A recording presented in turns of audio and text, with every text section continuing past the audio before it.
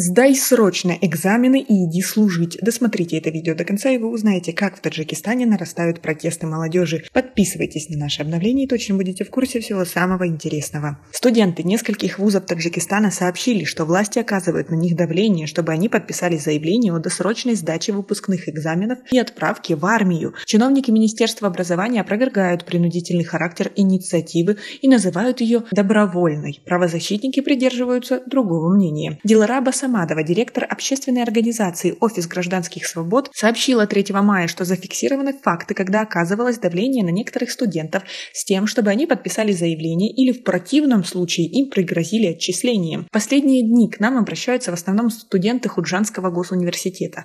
По их словам, студентов 4 курса заставляют писать заявление о добровольной отправке в армию. Это делают отдельные сотрудники правоохранительных органов и военкоматов. Хорошо, если человек соглашается на это по своей инициативе, но нельзя решать эту проблему силой, говорит Самадова. В письме Миноборнауки в вузы говорится, что порядок проведения обязательных досрочных экзаменов распространяется только на студентов 4 и 5 курсов, желающих служить в армии. Несколько студентов на условиях анонимности сообщили, что представители вузов приносят готовые заявления и просят просто их подписать. Сначала мы слышали, что это дело добровольное, но нас принуждают подписывать. Я вышел из аудитории, не подписав. Я еще не сдал экзамены, не знаю, что будет дальше. Сказали, что тем, кто подпишет и пойдет в армию, помогут с экзаменами, рассказал один из студентов. با قبل مصاحبه ما ولایت سوخت 40%، ختلان 50% و دوشنبه و ناحیه‌های توبه مرکز 60% نقشه دعوت را اجرا کردند.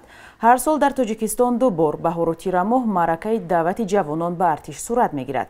А как вы относитесь к такой ситуации? Свои ответы напишите нам, пожалуйста, в комментарии. В то время как в соцсетях гуляют видео облав, представители Минобразования утверждают, что это было инициативой самих студентов дать им возможность досрочно сдать экзамены и пойти в армию. Навруз Мирзазода, начальник управления высшего профессионального и послевузовского образования Миноборнауки, сказал 3 мая, что досрочные экзамены не означают, что требования учебной программы не выполнены. По его словам, к 1 мая выпускники большинства вузов уже завершили обучение.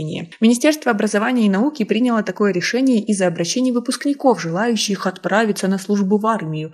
Родители студентов также присутствовали при сдаче экзаменов и отправке своих сыновей в армию, сказал он. Мирзазода не уточнил, сколько студентов подали к ним заявку на досрочную сдачу экзаменов и сколько студентов уже отправлено в армию. В последние дни государственные телеканалы сообщают о росте числа студентов, желающих служить в армии. Правозащитные организации заявляют, что в этом году поступило очень много жалоб от студентов на облавы. Во время весеннего призыва в Офис гражданских свобод только в Душанбе поступило 200 жалоб на незаконные способы призыва в армию, в основном студентов. Тема о досрочной сдаче экзаменов студентов и отправке на военную службу вызвала споры в соцсетях. Некоторые пользователи написали, что Минобороны теперь возложила ответственность на Минобразование и найден более простой способ решения призывного вопроса. Некоторые жители против этой инициативы. Субхидин Мардонов говорит, что под лозунгом «отдать долг родине» отправляют студентов на службу, и это мешает учебному процессу. Сираджидин Давлатов сказал: «Лично я хотел бы продолжить обучение в магистратуре после окончания учебы в вузе». Другой собеседник отметил, что несколько раз был свидетелем облавы. Между тем, в Миноборнауки говорят, что нет поводов для беспокойства по поводу того, что студенты добровольно желают служить в армии. И после 1 года службы молодые люди смогут продолжить обучение в магистратуре и других ступенях. Несмотря на многочисленные жалобы на принудительный призыв в армию или облавы, власти отрицают такие факты. Первый заместитель министра обороны Таджикистана Имамали Сабирзода заявил 20 апреля в Нижней палате парламента, что призывной сезон проходит в обычном режиме и без каких-либо инцидентов. А как вы относитесь к такой ситуации? Как вы думаете, ее вообще можно когда-то решить? Свои ответы напишите нам, пожалуйста, в комментарии. У нас пока на этом все. Оцените наше видео подпиской и лайком. До скорой встречи!